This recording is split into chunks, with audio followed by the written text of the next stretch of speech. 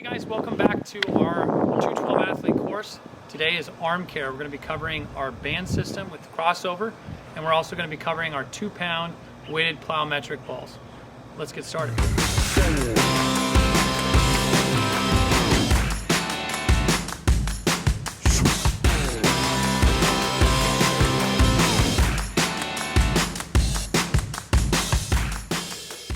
All right guys, welcome to the arm care with the plyo balls.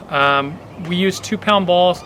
There are some 1-pound balls I would use for younger players, maybe 9 years old. Most 10-year-olds can do a 2-pound ball, but if you notice that your kid is struggling in a particular area, you can always go down to a 1-pound ball. So we're gonna start with our front tosses. Our opposite shoulder is gonna be up, so I'm left-handed, so my right shoulder's back, and my left arm is out in front, and I'm gonna basically pulse between catching and resisting back down to my hip. So I'm gonna work between my shoulder and my hip, shoulder to hip. I usually do about 10 to 15. There are some of my older athletes that can do anywhere from 20 to 30, and it's not enough for them to get warm. So you can build up as far as quantity. So that's our front toss. We're gonna move to our side, which is our to our throwing side, and I'm going to work between hip and shoulder. Again, opposite shoulder being up and pinched. And the reason being is we have to support both our left and our right shoulder together, and that's how we work more efficiently and more symmetrically as we throw the ball. So now we'll move across our body, which is important as we pronate and get into the deceleration phase of strengthening our arm. There's a lot of kids who struggle with this one. We want to stand straight up. I don't want to open up. I want to stay closed and use my arm to get across my body. This will take time to get strong at, but 10 to 15 reps across your body. Next one is our 90-90, which is an upward toss, very similar to kind of the 90-90 that we did in the bands. So I'm going to throw the ball up and catch it forward, throw the ball up and catch it forward. One of the biggest weaknesses that you'll see in your player, or if you are the player in you'll see that your elbow starts dropping as you go through the reps. And if that happens, it's just because you have to bring a direction back to your shoulder, pinch it again, pinch it a little bit tighter, and then reset. If it's burning too much, reset, get your shoulder blades back, and do another 5. So it just depends on how you feel, and you can always stop and then do it again, and make sure you reset your shoulder blades and that opposite shoulder is up.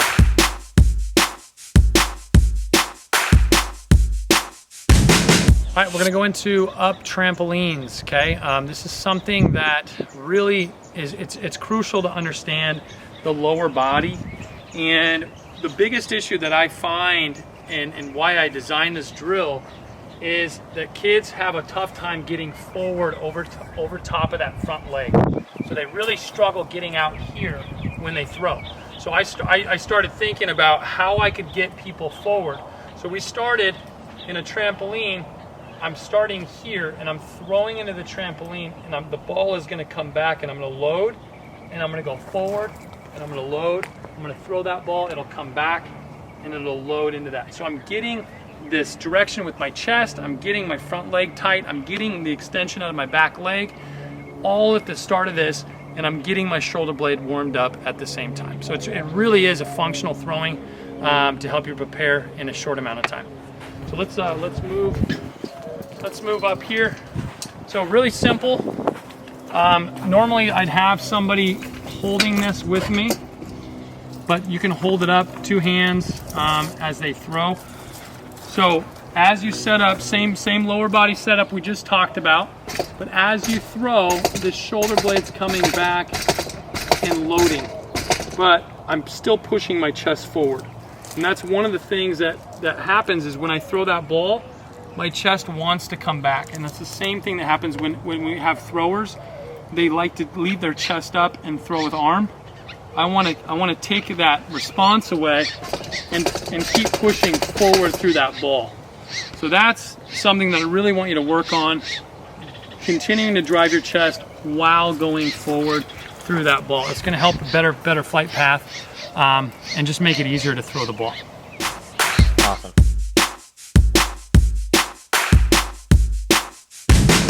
All right, guys, we are getting into the down trampolines. Down trampolines have a lot to do with force acceptance, both at the elbow, the joint level, at the ligament level. Just making sure that you guys are ready to throw a 5-ounce baseball. So we start with our hand up, our elbows at our eye level. I'm pulling downward. That's the power with my lat. And from there, I get into the down trampoline as I catch. Thumb's gonna go down and I'm gonna catch through. So the hard part is when you're pulling downward, your thumb actually pronates. This is called pronation, going downward this way. And as you release the ball, it'll come back up and catch. There are some kids who struggle with this early on, especially if you're starting 9, 10 years old. You're gonna want to have them block the ball. So they can just block it. That's the easiest way to get them used to it, and as they block it, they're still going to get that same feeling of stopping the ball when they catch it.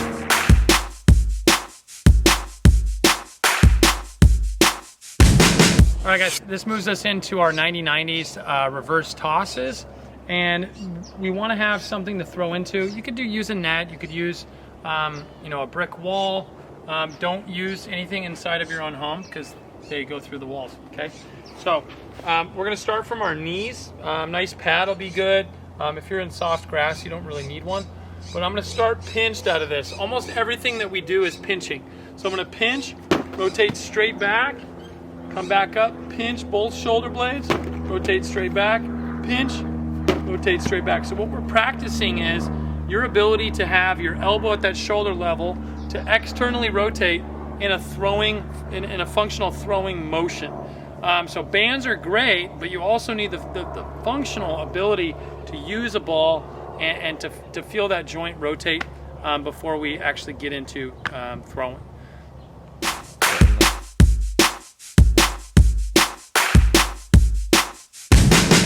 All right, guys, next one is the reverse torques. We're gonna start from our knees as well, but we start with our throwing knee. So I'm left-handed, my left knee's in the ground. If you're right-handed, your right knee will be in the ground and your opposite leg will be up.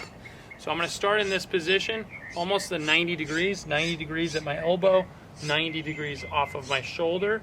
And from here, I'm going to open up with my chest, elbow, and my wrist in that order.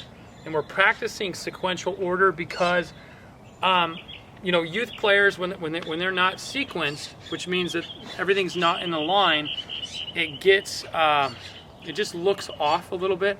That's what we're trying to do, is smooth you out, making sure everything's going in at the right time. So we'll start here. I'm going to do it full speed now. Chest, elbow, and wrist. Chest, elbow, and wrist. Chest, elbow, and wrist. Now, there are some things that you can do. We can test out of this. We have done testing out of this in the past, and so you can improve your strength, see how hard you throw, and that way you know you're improving. It's a great way to just see if the workouts are working.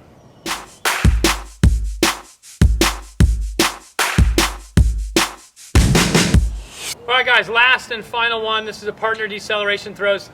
Probably one of the best things to help your shoulder, recover and get in those right positions to use the muscles that actually stop your arm. So what we're going to do is you're going to get in your left leg. I'm left-handed, so your left knee will be in the ground. Righties, your right knee will be in the ground, and your opposite leg will be up. So from here, I'm going to load back into my shoulder blade and pinch. And as they throw, you're going to catch out in front, resist, and back, catch out in front, resist, and back, load up, catch out in front, and resist, and back. So the big thing out of this is that you're slowing your upper body down, you're slowing your arm down, and when you do that, you're actually working the muscles that actually stop your arm after you release the baseball.